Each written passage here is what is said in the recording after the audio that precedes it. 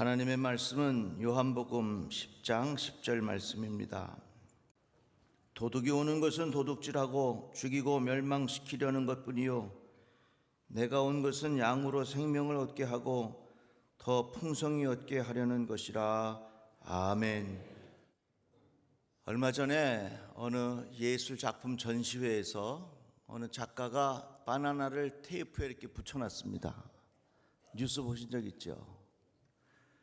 그거 붙여놓은 것을 작품이라고 전시를 했고, 또 그것을 어떤 사람이 1억 4천만 원 주고 샀어요. 또 어떤 사람이 와서 그걸 보다가 배가 고프다고 그걸 저 띄어서 먹었어. 얼마짜리? 1억 4천만 원짜리. 그러니까 또 그걸 주고 산 사람이 괜찮다고. 그랬더니 또 다른 바나나를 사다가 또 갖다 붙여놨어. 제가 그 뉴스를 보면서 참 이 세상의 가치의 기준이 다양하다 하는 생각을 했습니다. 그 바나나를 예술 작품이라고 전시한 사람도 대단하고, 또 그것을 1억 4천 주고 산 사람도 대단하고, 이게 뭐 별거냐 하고 먹은 사람도 대단하고, 또 괜찮다고 한 사람도 대단하고, 또 갖다 붙여놓은 사람도 대단하고, 하여튼간 뭔가 좀 정리가 되지 않는 것이 우리의 현실입니다. 그만큼 우리 사는 세상은 다양한 가치관이 있고, 이것이 서로 충돌하기도 하고 때로는 혼란스럽기도 합니다. 그런데 예수를 믿는다는 게 뭘까? 예수를 믿고 산다 하는 것은 예수님의 가치관을 가지고 산다는 겁니다. 예수 믿고 산다라고 하는 말은 뭐냐면 하나님 나라의 가치관을 내 인생의 가치관으로 담고 살겠다는 결단이라는 것입니다. 내가 예수 믿습니다 라고 하는 것은 예수님께서 가르쳐 주신 그 삶의 가치를 내 인생의 기준에 두고 살겠습니다 하는 고백이라는 겁니다. 그런즉 너희는 먼저 그의 나라와 그의 의를 구하라. 그리하면 이 모든 것을 너희에게 더하시리라. 더 이상 나는 어떤 가치관에 휘둘리지 아니하고 하나님 나라의 가치관, 예수께서 가르쳐 주신 삶의 가치관, 성경에서 가르쳐 주신 삶의 가치관을 내 인생의 기본으로 삼고 살겠습니다 라는 고백이에요. 제가 최근에 다산 정약용 선생에 관한 책을 많이 읽었습니다. 이 다산 정약용 선생이 1762년에 태어났으니까 저보다 200년 먼저 태어나신 분이야. 책을 600권을 썼어. 대단한 학자예요. 그런데 잘 알려지지 않은 게 있습니다. 이 사람은요, 천주교 신자였어. 이승훈이라고 하는 사람이 중국에서 세례를 받고 와서 그 영향으로 그가 천주님, 하나님을 믿기 시작한 겁니다. 사자가 없으니까 임시 성직 제도를 만들어가지고 그 열심인 사람들 중에 10명이 신부가 됐어. 그 중에 한 사람이 정약용 선생이에요. 이게 역사에 잘 알려지지 않았어요. 그런데 중국에서 날라온 편지가 한 장이 있었습니다. 뭐냐면은 제사 드리면 안 된다. 이 편지를 받아 읽고 다산 정약용 선생은 하나님을 떠납니다. 두 가지 이유입니다. 하나는 제사를 어떻게 안 지낼 수가 있겠느냐. 또 하나는 이 세상은 끊임없이 계층들이 있어요. 양반과 상놈. 나름대로 이 벼슬 하는 사람들도 다 급이 있다는 거예요.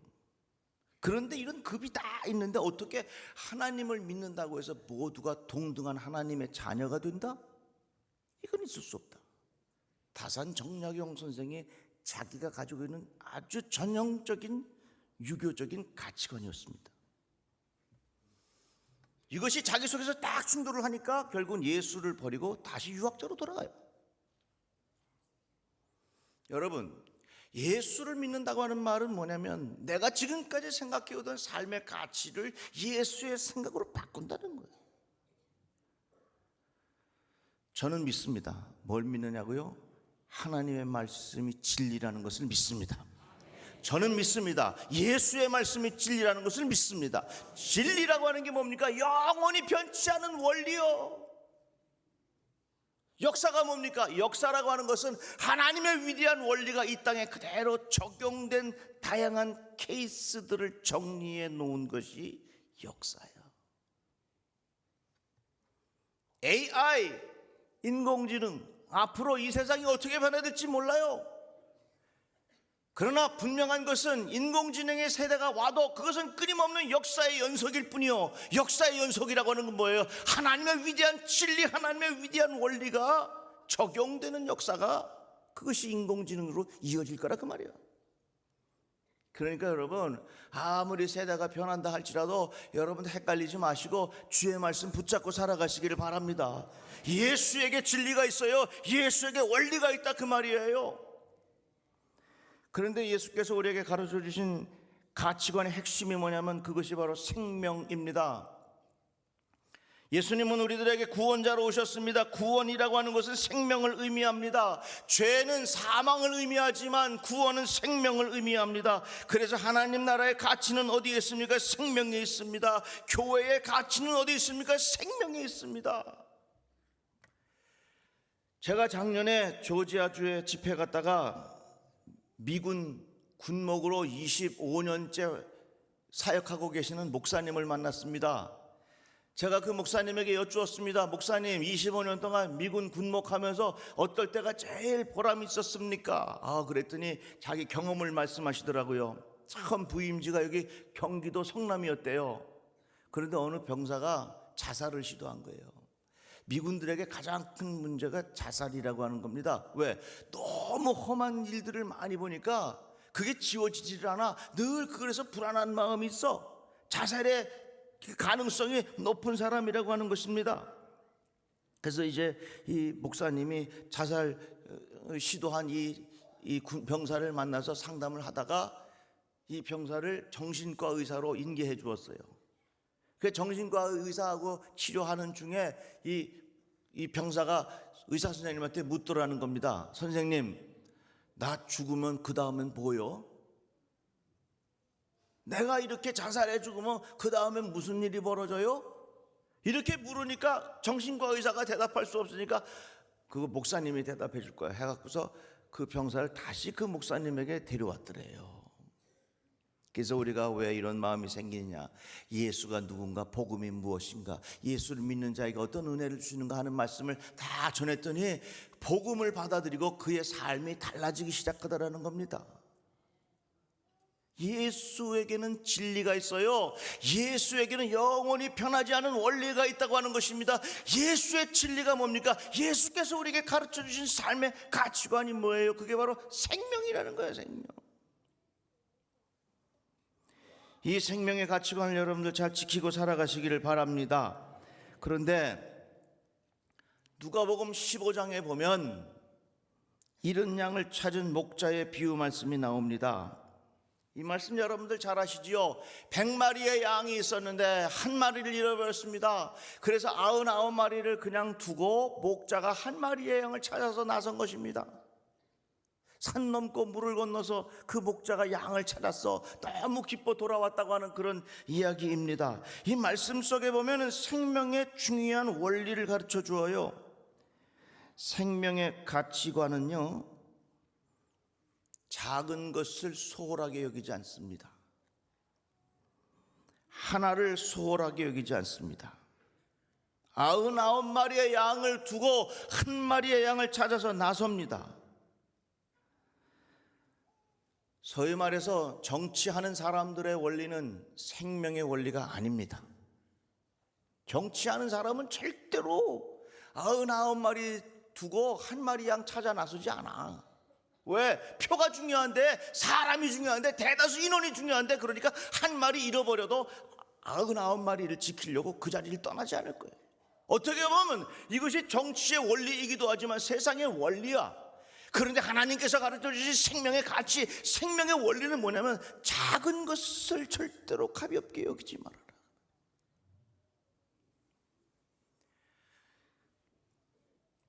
저기 서울 성모병원에 가면요, 신생아 중환자실 대기실에 이런 글이 쓰여져 있습니다. 우리는 어떠한 생명도 절대 포기하지 않습니다. 신생아 중환자실에 있는 아기들은요, 많이 아픈 애들이에요. 앞으로 살 수 있을지 불확신한 아이들이에요. 신생아 중환자실에 있는 아기들은 쌓아놓은 경력도 없고 돈도 없고 지식도 없고 학위도 없고 정말로 그 아이들은 아무것도 없어요. 그 아이들은 그냥 놔두면 다 어려움을 당할 아이들이에요.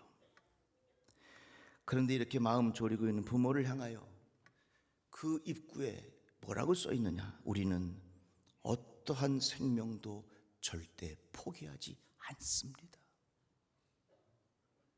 이것이 생명의 원리예요.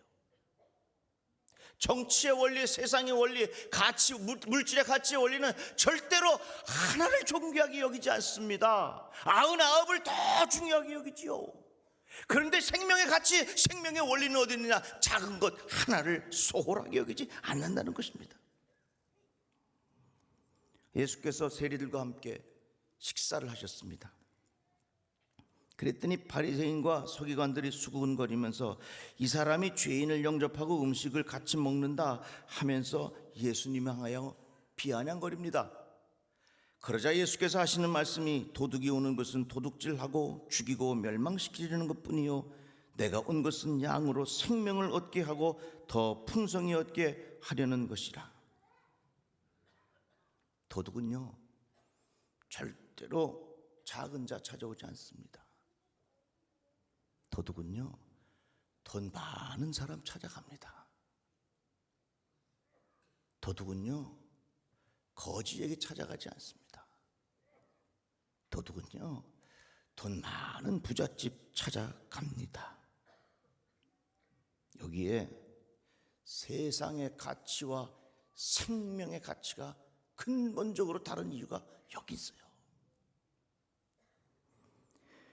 그래서 예수 믿는 사람은요 생명의 원리를 쫓아가는 사람들이에요. 그래서 예수 믿는 사람들은요 절대로 작은 자를 소홀하게 여기는 마음의 태도를 가지고 있으면 안 돼요. 다 같이 아멘. 이것이 바로 생명의 원리라는 거예요. 생명의 가치라는 거예요. 제가 영시 축복 예배 마치고 집에 갔는데 그 새벽에 새해 첫날 새벽에 자동차를 닦고 수고하는 분들이 계시더라고요. 제가 너무 마음이 짠했어요. 그래서 가까이 갈 수 없어서 제가 뭘 발치해서 그분들을 바라보며 하나님 저 수고가 축복되게 하시고 저의 삶이 하나님의 축복이 임하게 하여 주시옵소서 기도하고 제가 지나갔어요. 예수 믿는 사람들의 마음에는 생명의 원리는 99마리를 보는 것도 중요하지만 작은 잃어버린 하나를 소중하게 여기는 마음의 가치가 필요하다 그 말입니다. 만일 작은 자, 잃어버린 자의 가치를 가볍게 여긴다면 우리 같은 사람은 다 택함 받지 못했을 거예요. 예수께서 작은 자를 소홀하게 여기지 아니하셨기 때문에 나 같은 사람도 구원받아 나 같은 사람도 하나님의 자녀가 된 줄로 믿습니다. 그래서 사회의 성숙도는요 작은 자를 어떻게 대하느냐에 따라 달려 있어요. 사회의 성숙도는 작은 자에게 어떤 마음의 태도를 가지고 살아가느냐 그것이 진짜 젠틀맨의 모습이에요. 잠언 말씀에 보면 가난한 사람을 학대하는 자는 그를 지으신 이를 멸시하는 자요 궁핍한 사람을 불쌍히 여기는 자는 주를 공경하느니라. 너무 소중하잖아요. 가난한 사람을 학대하는 사람은 그를 지으신 하나님을 멸시하는 것이고 궁핍한 사람을 불쌍히 여기는 자는 하나님을 공경하는 것이라. 왜? 하나님이 작은 자 안에 숨어 계시기 때문에 그렇다는 거예요. 가난한 자를 불쌍히 여기는 것은 여호와께 구워드리는 것이니 그의 선행을 그에게 갚아주시리라. 작은 자에게 잘하면 하나님에게 구워드리는 거다. 하나님께서 갚아주신다. 얼마나 귀해요. 도둑은 절대로 작은 자 찾아가지 않습니다. 큰 손 찾아가, 돈 많은 집안을 찾아가요. 그러나 생명의 원리는 예수께서 가르쳐 주신 삶의 소중한 가치는 한 생명을 위하여 작은 자를 소홀하게 여기지 아니하신다, 그 말입니다. 제가 우리 아기들 이렇게 가만히 보니까 태어난 아기도요, 여러분, 그 인격을 존중해 주십시오. 아멘 좀 해봐요. 태어난 갓난아기도 그 아기의 인격을 정말로 존중해 주십시오. 다 같이 아멘. 우리 아기가 저 구석에 가서 똥을 쌌는데 내가 쫓아가서 잘 나와 그러니까 이 녀석이 자존심이 상한가 봐. 그러더라고. 그래서 제가 배웠어요. 야, 이게 뭐냐, 정말 아무리 작은 어린아이 하나에게도 그 소중한 인격을 잘 존중해 주는 것이 얼마나 귀한지. 볼일 보고 있는데 문 열고서 잘 나와 그러면 어떡하겠어? 똑같아. 예수의 마음을 가지고 살아가는 게 뭐냐, 생명의 원리가 어딨냐, 작은 자에게 가치를 두고 작은 것을 귀하게 여기는 마음의 태도라 하는 것입니다. 그런데 생명을 살리기 위해서는 이 작은 것에 대한 수고를 아끼지 말아야 된다는 거예요. 예수께서 생명을 구하기 위하여 십자가 못 박혀 죽으셨습니다. 한 마리의 양을 찾기 위하여 산 넘고 물을 건너서 예수께서 그 수고를 아끼지 아니하시고 결국은 그 한 마리의 양을 찾아 나섰다고 하는 것입니다. 생명의 원리는 어딨냐? 수고와 희생이 없이는 생명이 살아나지 않아요. 그러니까 생명의 원리가 어디 있느냐? 나의 수고를 통해서 생명이 산다는 거예요. 나의 헌신을 통해서 생명이 살아난다는 것입니다. 어느 책에서 읽은 내용인데요, 어느 청년이 서울역을 찾아가서 그 노숙자들에게 복음을 전해요. 때로는 먹을 것도 가져가고 때로는 필요한 것들도 가져가서 어느 하루는 빵을 가져가서 빵을 드시고 이제 예수 말씀을 전하려고 하는데 어떤 노숙자가 이 빵을 하나 봤더니 글쎄 이 청년을 따귀를 딱 때리더래. 그럼 얼마나 당황스러웠겠어요. 그런데 이 청년이 하는 말이 무슨 말이냐면, 너희들 예수 중에 있는 말이야, 이 먹을 것 떡 하나 주고 예수 믿어라 하고 자꾸 그러는데 그렇게 가식적으로 하지 마 하면서 그 노숙자가 이 청년한테 막 퍼붓더라는 거예요. 그 청년이 너무너무 당황한 거죠. 아버님, 제가 대신 사과하겠습니다. 그러니까 또 막 때리더래. 다 때린 다음에 이 노숙자가 청년한테 꺼져! 그러니까 이 청년이 말하기를, 아버님, 이제 분이 다 풀리셨어요? 이제 마음이 좀 불편한 거 풀리셨나요? 제가 또 오겠습니다 하고 일어나서 툭툭 털고 제가 또 오겠습니다. 그랬더니 이 노숙자가 청년의 손을 꼭 잡고 다시 끌어안치든지, 그냥 가면 어떻게 기도는 해주고 가 그러더라고요.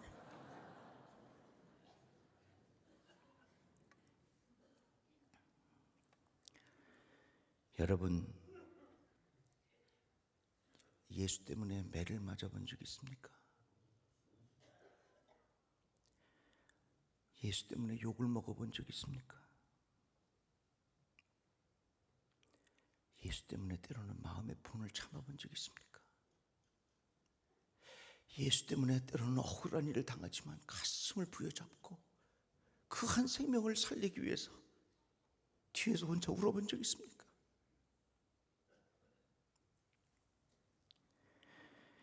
도둑은 희생하지 않습니다. 도둑은 땀을 흘리지 않습니다. 그래서 도둑을 향하여 불한당이라 말합니다. 땀을 흘리지 않는다는 겁니다. 생명을 살리는 원리는 수고의 희생이 없이는 불가능하다는 것입니다. 저는 우리 교회가 이런 사랑의 수고가 더 많아지기를 주의 이름으로 축복합니다. 왜요? 사랑의 수고가 생명을 살리는 원리가 되기 때문에 그렇습니다. 이렇게 목자가 한 마리의 양을 찾아와서 기뻐합니다. 즐거워합니다. 이웃을 모아서 잔치를 벌립니다.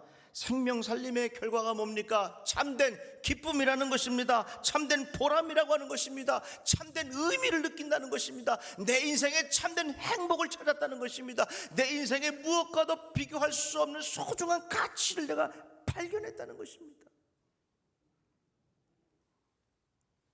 이쯤 되면 새롭게 시작하는 이 해에 어떻게 살아야 할지 답이 나오지 않나요? 어디에 내 삶의 소중한 가치를 두고 살아야 될지 답이 나오지 않나요? 우리 인생이 길지 않습니다. 맛집만 찾아다니다가 죽을 겁니까? 매일 거울이나 보면서 자티 걱정이나 하다가 죽을 겁니까?